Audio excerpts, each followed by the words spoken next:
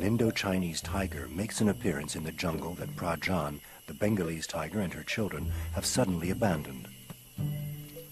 A darker color, a coat embellished with narrower stripes, and a smaller size characterize this species. His name will be Sua, a Thai word that means tiger. Without warning, an enemy pounces on Sua. The second tiger, Pang, is none other than the brother of the former. The two animals continue to play, unaware that they are just under the tree that Talum the gibbon has made the center of his kingdom.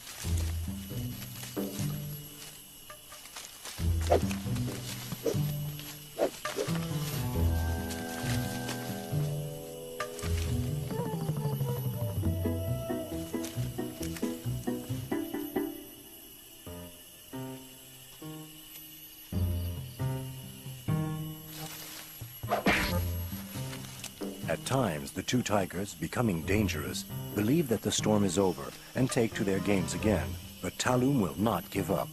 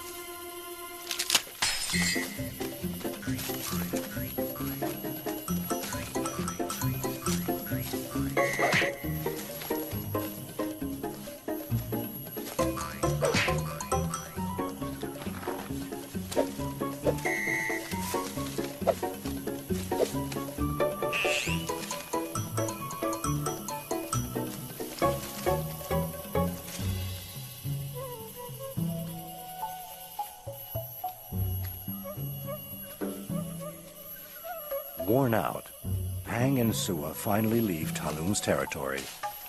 Though victorious, he is rather disappointed. Maybe he was starting to enjoy himself.